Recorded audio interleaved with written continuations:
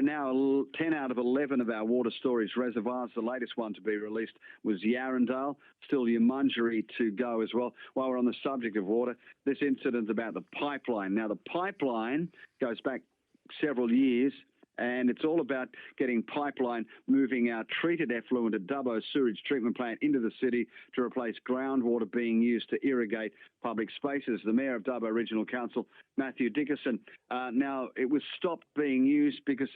How did you discover this? Can you do a background for us? Sure thing. This was part of the $30 million that the state government gave council to make council more drought resilient. This has all started back in 2019 when the middle of a drought. And the concept was absolutely fine. Take some treated effluent from our sewage treatment plant, bring that across in a pipeline, 13.2 kilometre pipeline, $5 million or thereabouts, and use that to put that across the sporting fields down near the water treatment plant, so the Riverbank Ovals, Lady Cutler Ovals, etc. That sounds fine because those ovals are using bore water and sometimes some river water to basically irrigate those fields. If we could use that bore water and river water to go into our water treatment facility, then next flood that comes along, we've got better security of our water for the residents of Dubbo. So everything's fine, sounds fantastic. So let's go and build a pipeline. Oh, hold on, maybe we should check if we're allowed to use treated effluent from the sewage treatment plant across on those fields. We'll get around to that later. We'll just build the pipeline first. The pipeline was built. Then when they went to look at using treated effluent, the state government said, you're kidding, aren't you? You can't use treated effluent on those fields. They sit directly over an aquifer. They sit right beside a river. Effectively then, when you draw water out of those bores, you're taking that treated effluent into the bores and sending that out to the community of Dubbo. That's not good enough quality water to be using for drinking water. And by the way, have you told the community they're going to be drinking sewage water? So the state government has said to us, you can't use that pipeline for that way. Now, this is not a mystery. I've actually gone back, Richard, and found some reports. I've got reports that go back 2019, 2020 that went to councillors that were in council to talk about this. And some of those reports say things like that sewage treatment plant effluent under a recycled water management plan for reuse for the park and farmland irrigation is possible, but it hasn't been finalised yet with the government. So you've got reports that talk about the fact that it could be done and it might need some further treatment. Other reports that say things like, in conjunction with the construction of this pipe network, additional layers of treatment of the existing water from the sewage treatment plant will be required. The costing of this, the estimated order of cost, and these are reports that go back 2019, 2020, it says the estimated order of cost of these additional treatment processes is around $9 million. They knew all that. They still went ahead and built a $5 million pipeline, hoping they'll be able to get approval, when it was quite clear from the information they had at the time, the approval would not be given. And if you did get the approval, you'd need to spend $9 million to treat it to a higher level, but you'd still need to talk to the community because the community would effectively be drinking some of that sewage treatment water. Let me jump in there, Matthew Dickerson. Who signed off on this? Was it an individual or the entire council of 10?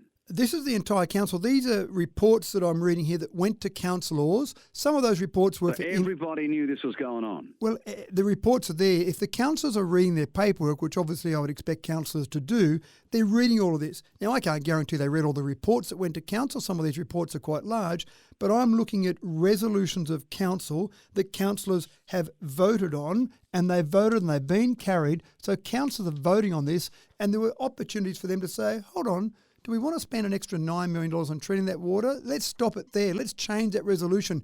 You've got the power as a councillor. Staff don't make these decisions. Councillors make these decisions. So you had the power as a councillor to stop that if you thought that this didn't make sense. But they went through council. Councillors were well and truly aware of all of this, yet the pipeline was built and now we can't use it. Okay, this all amounts to naught now, today, doesn't it? I mean, what we're doing now is we're just exposing, as we've done with the fluoride, with the men's shed sighting, with the MOI to the Charles Sturt University, we're just revealing more and more each day, Matthew Dickerson, aren't we, of the incompetence of the previous council. But it doesn't help today, does it? No, and I'm not doing that, and this is going through a council meeting last week, we're not doing that deliberately to expose the frailties of the last council. We've got to fix these issues. The reason this went to council last week was, A, we think the community should know about what's happening at council. Open and transparent, good, bad, whether it's ugly or whether it's fantastic, we need to tell the community. I don't own council, Richard. You own council. The community owns council. So the community should know.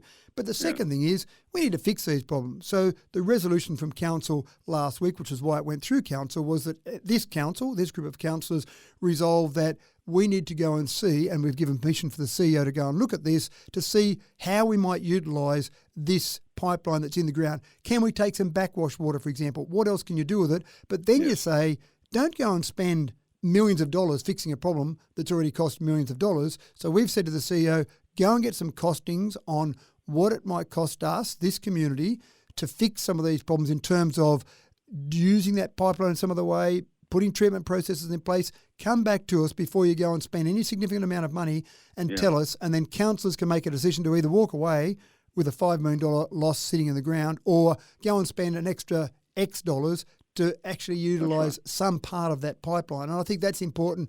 The community is fully aware of all these things that are going on. Yeah, because yesterday doesn't matter, no matter the incompetence or the alleged frailties or, if you like, the negligence of the previous council, come to a hill of beans today, because what we're now doing is staring down the barrel of $9 million cost to the ratepayers. How much is the fluoride treatment going to take us? We don't know the cost on that yet. Again, when that problem first happened in January 2019, the problem should have been addressed and budgeted for and basically rectified then.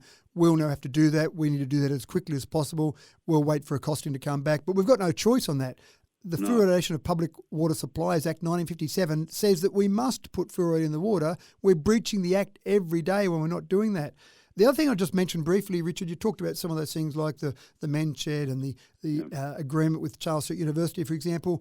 Stuart McLeod, who you know very well, former Director of Council, was instrumental in creating the Lower Macquarie Water Utilities Alliance.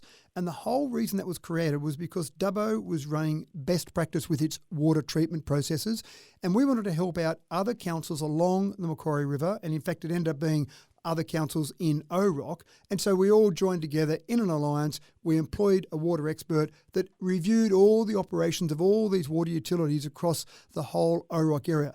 Very successful, and something that it was one of those things that everyone contributed a little bit, and we got this great outcome from it. One of the things that I talked about when we were getting to the boil water alert, when that happened, I said, I'm disappointed in a few things here. What did the Lower Macquarie Water Utilities Alliance say about that and our best practice with the water treatment plant? And then the penny dropped. We'd withdrawn from the Lower Macquarie Water Utilities Alliance. Stuart McLeod had started that to help out other councils.